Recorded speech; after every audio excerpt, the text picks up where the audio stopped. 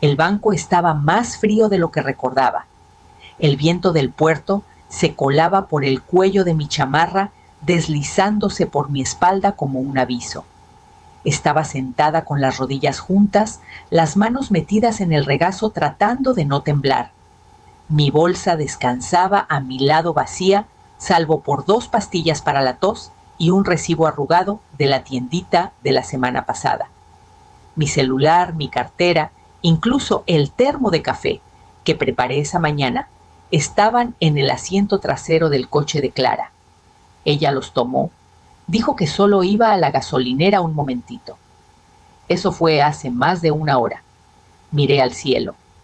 Tenía ese tono grisáceo típico de la costa cargado de sal y el olor a redes de pesca y aceite de motor. La bocina del ferry sonó a lo lejos, 2 pitidos cortos y uno largo como siempre. Por un instante, mi mente voló a los días en que Esteban saludaba desde la cubierta, su chamarra ondeando en el aire salado mientras partía con los barcos camaroneros antes del amanecer. Solía traer a los niños aquí para verlo irse. Les decía que parecía un capitán de cuento. Clara era la que más agitaba la mano. Una gaviota chilló sobre mi cabeza, con las alas abiertas, los ojos agudos y seguros. La vi planear y descender con un propósito que yo ya no sentía. A mis pies estaba el sobre, de color crema pesado, con el nombre Guzmán Antorres Abogados grabado en tinta plateada. No lo había abierto aún. No podía explicar por qué. Tal vez temía que todo desapareciera en cuanto viera el número dentro. O tal vez en el fondo aún quería creer que nadie sabía cuánto valía, porque por mucho tiempo ni yo misma lo sabía. El viento arreció de nuevo.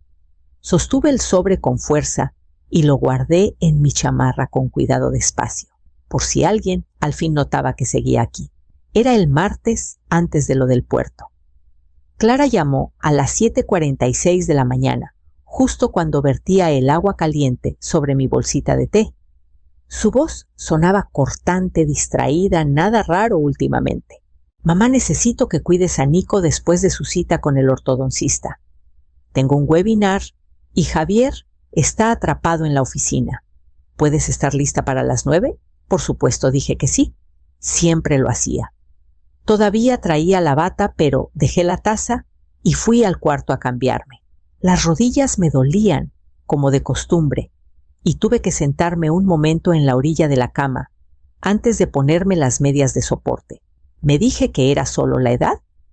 Todos se vuelven más lentos. No me permití pensar en el frasco de pastillas para la artritis que no había renovado, porque Clara necesitó ayuda con el copago de las terapias de Nico el mes pasado. A las 8:57 ya estaba esperando junto a la ventana vestida y lista. El té se había enfriado intacto. Cuando su camioneta plateada al fin apareció, no entró solo. Tocó el claxon 2 veces rápido, impaciente. Agarré mi bolsa, cerré la puerta con llave y me pregunté si hoy tal vez recordaría darme las gracias. No lo hizo.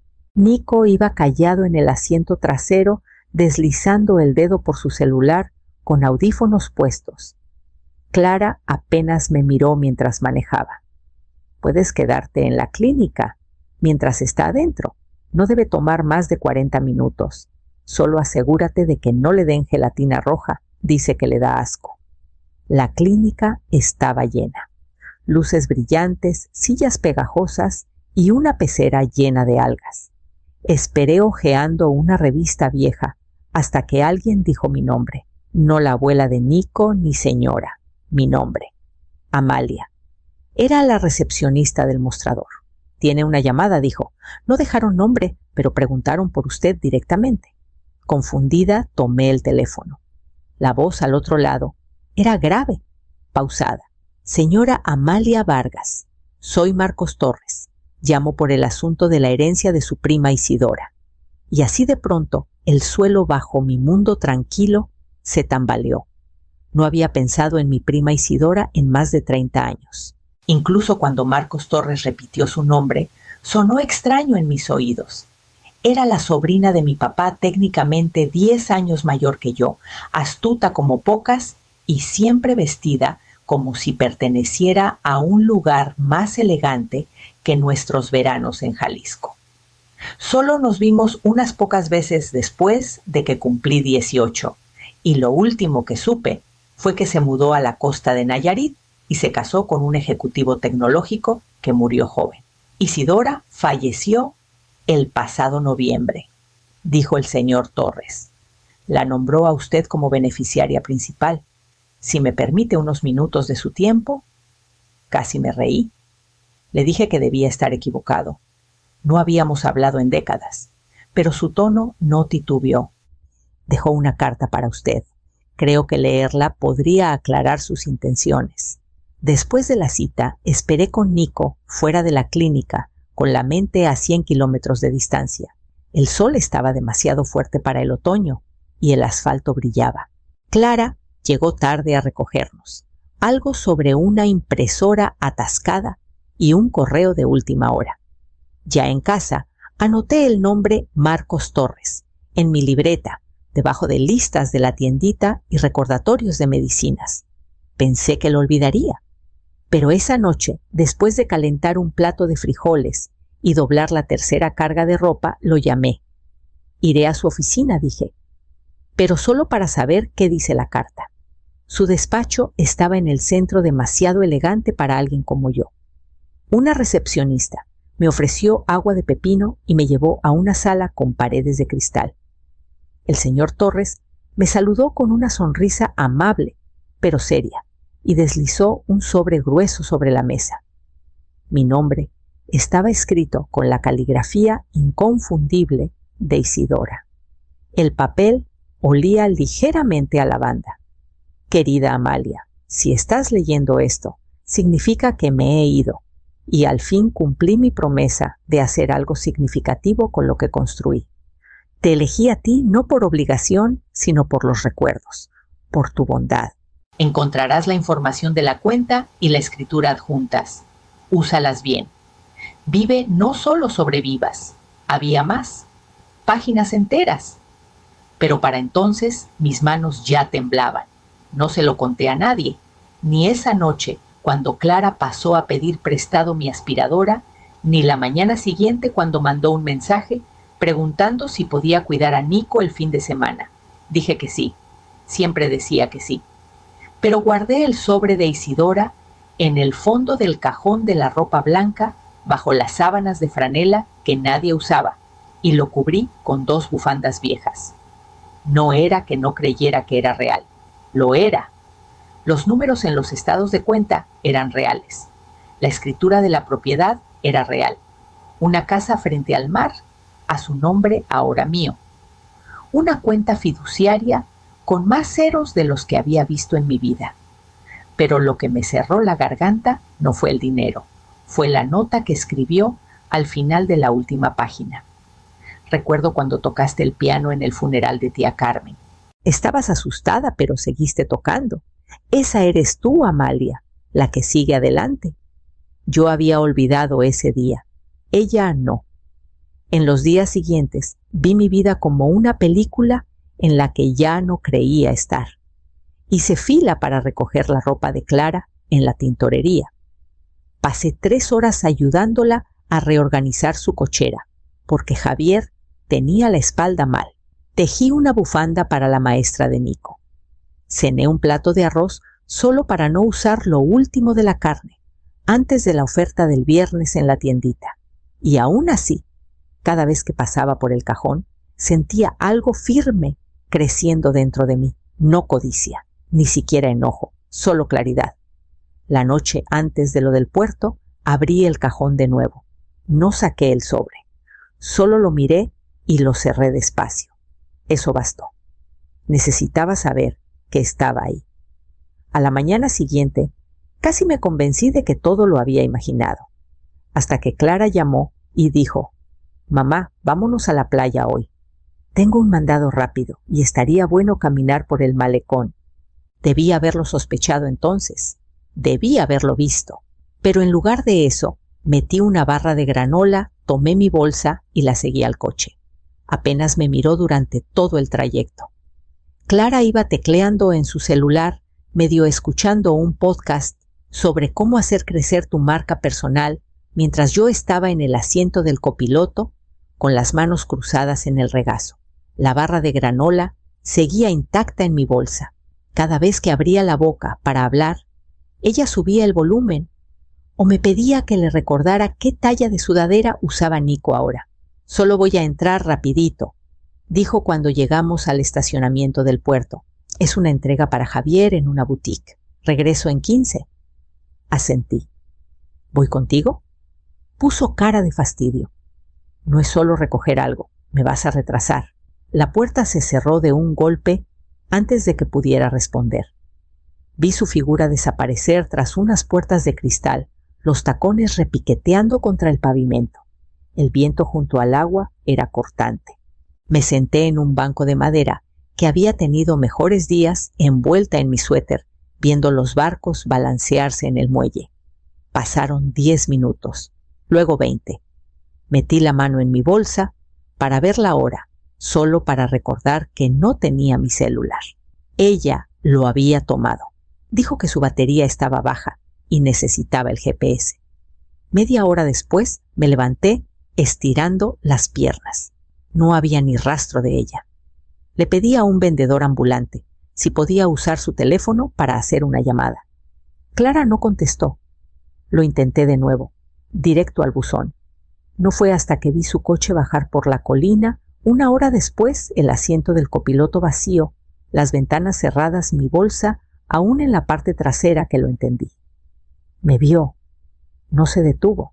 Me quedé ahí con el viento jalándome las mangas, las mejillas encendidas por un calor que no tenía nada que ver con el sol. Un niño no mayor que Nico dejó caer una lata de refresco cerca de la banqueta. Rodó hasta mis pies. No me moví para recogerla. Cuando volví al banco, mi bolsa se sentía más pesada que esa mañana, aunque no llevaba nada más que pelusa y el sobre que había metido antes de salir de casa. Ya casi oscurecía cuando llegué al pueblo. El último camión había pasado una hora antes y mis rodillas estaban demasiado entumidas para caminar hasta casa. Entré a la pequeña fila de tiendas en la calle Nogales, esperando que alguien que conociera aún estuviera abierto. La mayoría de los locales estaban cerrados con los letreros en cerrado, pero la florería con el marco azul descascarado tenía una luz encendida. Toqué suavemente el cristal. Lilia Mendoza levantó la vista desde el mostrador, con los lentes de lectura puestos en la punta de la nariz. Su trenza gris caía sobre su sudadera, las manos aún sosteniendo un manojo de ramas de eucalipto. «Válgame, Amalia Vargas», murmuró abriendo la puerta. «¿Qué haces aquí parada como espantapájaros perdido?». Empecé a responder y me detuve. Algo en mi cara debió decir suficiente. Lilia no insistió. Me llevó adentro, me sentó en un banquito detrás del mostrador y sirvió 2 vasos de papel con manzanilla de su termo. Sin alboroto, solo calidez. «Supongo que necesitas llamar a alguien», ofreció. «No tengo celular», dije. «Y la verdad no hay a quien llamar». No parpadeó, solo asintió y señaló hacia arriba. «Hay un cuarto libre arriba. Tiene un edredón que dejó mi sobrina la primavera pasada. Es tuyo si lo quieres». La miré sin saber qué decir. «No discutas», dijo. «He dado refugio a cosas peores que tú». Arriba puse mi bolsa en el tocador y me senté en la orilla de la cama. El edredón era suave bajo mis dedos, cubierto de violetas bordadas. Saqué el sobre de nuevo, el que llevaba como un latido secreto. La luz de la ventana de Lilia lo bañaba en dorado. Abrí la solapa y saqué los documentos, estados de cuenta, la escritura de la propiedad, la nota final de Isidora. Todo intacto, sin tocar. Pasé el dedo por el nombre grabado, al fondo Torres y Asociados. La última línea de la carta de Isidora volvió a mí clara. Como el agua, úsalo bien. Vive, no solo sobrevivas. Y por primera vez en años empecé a creer que tal vez podría. Lilia estaba abajo podando rosas cuando él llegó. Primero vi su sombra larga y vacilante a través de la cortina de encaje. Luego vino el golpe. No fuerte, solo lo suficiente para ser intencional. Me quedé quieta. Amalia, su voz era demasiado suave. Soy Renato. Solo vengo a ver cómo estás. Clara dijo que saliste a caminar y no regresaste. Me pegué a la pared junto a la ventana. No había escuchado esa voz desde la Semana Santa, cuando se inclinó sobre la mesa y preguntó si consideraría mudarme con ellos, solo, hasta que convirtieran la cochera en un estudio. Volvió a tocar. ¿Estás bien ahí adentro? La voz de Lilia se alzó desde la entrada de la florería, calmada pero cortante. ¿En qué te puedo ayudar? Busco a mi suegra. Qué curioso, dijo Lilia. No sabía que Amalia le pertenecía a alguien. Hubo una pausa. Lo escuché cambiar el peso de un pie al otro. Solo estamos preocupados. No contesta su teléfono. Dejó algunas cosas en el coche. No está aquí, dijo Lilia. Pero me aseguraré de decirle que pasaste. Un silencio. Luego sus pasos se alejaron. Me dejé caer al suelo y saqué el sobre de debajo de la cama. No se lo había mostrado a nadie, ni siquiera a Lilia. Algo en él se sentía demasiado sagrado, demasiado peligroso, como si decirlo en voz alta pudiera hacerlo desvanecerse. Esa noche escribí 3 cartas.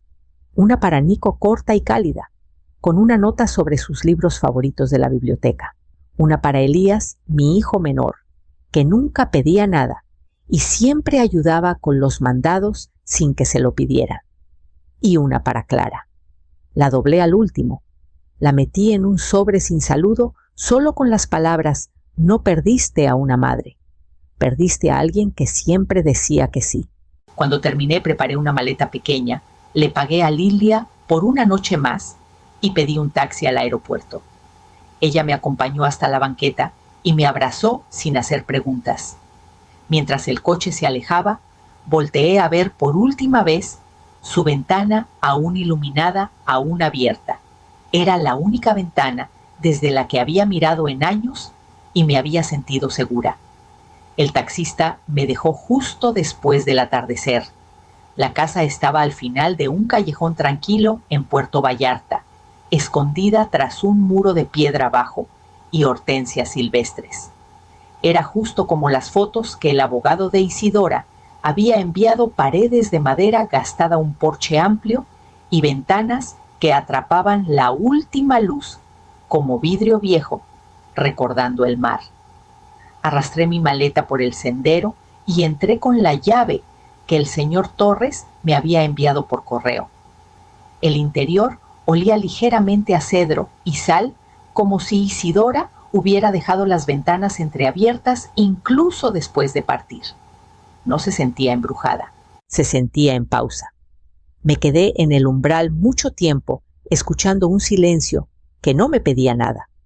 Más tarde, después de desempacar y bañarme, para quitarme el cansancio del viaje, me senté en la sala y abrí el último sobre de Isidora, el que decía: abrir solo al llegar. Adentro había una nota corta escrita con su letra firme y curva. Sabía que vendrías, Amalia. Siempre fuiste más valiente de lo que creías. Lo dejó todo: la casa, las cuentas bancarias, el viejo Volkswagen en la cochera. Había creado una pequeña fundación a nombre de ambas. Su propósito: ofrecer refugio temporal a mujeres mayores que salían de situaciones inseguras o de abandono. La llamó Luz de Helecho, para mujeres como tú, que eligen mantener su luz encendida incluso cuando nadie la ve. Me senté en la mesa de la cocina con su carta aún abierta y dejé que las lágrimas corrieran. No por tristeza, no por culpa, por alivio. Ya no estaba esperando. No era una conveniencia, no era un calentador de asientos en la historia de alguien más. Estaba aquí en una casa con mi nombre, un futuro moldeado por alguien que me vio cuando pensé que me había desvanecido. A la mañana siguiente llamé al señor Torres y le dije que estaba lista para iniciar la transferencia de todo. Me felicitó, dijo que Isidora estaría orgullosa. Le di las gracias, pero no me sentía orgullosa. Me sentía libre. Y ese mismo día, cuando llegó la carta de Clara reenviada desde mi viejo departamento, sentí algo completamente distinto. El sobre era delgado, escrito a mano, con la letra rápida y curva de Clara, la que usaba en las tarjetas de cumpleaños cuando Nico era pequeño. Lo sostuve en mis manos, antes de abrirlo, esperando encontrar algo de calidez dentro. No la había. La nota era corta, sin saludo, sin disculpa. Solo Elías me contó lo que hiciste. Pudiste habérmelo dicho. No entiendo por qué le ocultarías algo así a tu propia hija. Espero que estés bien. Supongo que hablaremos cuando estés lista. Sin dirección de retorno, sin número de teléfono, solo mi nombre mal escrito. La leí 2 veces y la puse junto a mi taza de té. El papel era rígido, limpio, como si solo lo hubieran tocado una vez, como si no se hubiera molestado en doblarlo 2 veces o firmarlo con cariño. Me quedé quieta mucho tiempo. Luego tomé una hoja nueva y empecé a escribir. Clara sin querida, sin suavizar las cosas. No te lo dije porque necesitaba saber cómo me tratabas cuando no me quedaba nada que darte. Me diste tu respuesta en el puerto. Me detuve, consideré suavizar las palabras. Luego no lo hice. Siempre te querré, pero el cariño sin respeto se convierte en obligación. Y ya no estoy para vivir como una tarea en la lista de alguien. Firmé solo con mis iniciales. Esa tarde caminé con la carta hasta el buzón azul en la calle Azucena y la envié sin mirar atrás. Cuando regresé a la casa, Carmen Quintero, la coordinadora de la herencia, había dejado un mensaje de voz. Amalia, solo una nota rápida. Alguien intentó acceder al fondo Luz de Helecho en línea esta mañana. Congelé todo por seguridad. Llámame cuando puedas. No necesitaba preguntar quién lo intentó. En lugar de eso, preparé una taza de té de menta y la llevé por las escaleras angostas al altillo del faro. La ventana de arriba enmarcaba el mar como un cuadro. La abrí de par en par, dejé entrar el viento y miré al horizonte con el papel aún cálido en mi mano. El viento olía a sal y pino. Esa mañana el tipo de aroma que solo se siente cerca del agua que ha vivido mucho tiempo. Era mi cumpleaños número 72 y desperté temprano, no porque alguien llamara o planeara una fiesta, sino porque la luz era demasiado hermosa para desperdiciarla. Preparé café y lo vi llenar la cocina extendiéndose por los azulejos como si hubiera esperado solo por mí. Llevé mi taza al banquito detrás del faro, el que eligí yo misma 2 semanas antes. La pintura aún resistía verde espuma, como la bufanda favorita de Isidora. Me envolví en un rebozo y escuché a las gaviotas discutir sobre la marea. A eso de las 10 llegó Elías sin avisar como siempre, con una bolsa de papel llena de conchas de almendra y una margarita asomando de su chamarra. Comimos afuera sin grandes palabras, solo historias y risas que no buscaban impresionar. «Te ves más ligera», dijo limpiándose el azúcar de la barbilla. «Lo estoy», dije. «O tal vez solo estoy parada en el lugar correcto por fin». Se quedó 2 horas, me ayudó a subir una caja de libros y se fue con la margarita detrás de la oreja. Esa noche encendí una vela en la cocina e hice un deseo que no era para nadie más. Fue el primer deseo que hice para mí en mucho tiempo. A la mañana siguiente firmé los últimos papeles para Luz de Helecho. Las primeras mujeres llegarían el próximo mes 3 para empezar. Lilia ofreció venir a ayudar a preparar las habitaciones, a hacer que se sintiera como hogar. Le dije que le guardaría la ventana más grande y un montón de toallas limpias.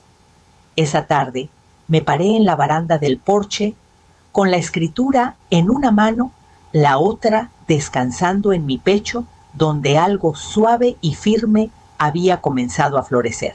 No estaba enojada, no estaba esperando, no estaba preguntándome cuándo alguien recordaría verme. Simplemente estaba aquí. y por primera vez en mi vida eso era más que suficiente.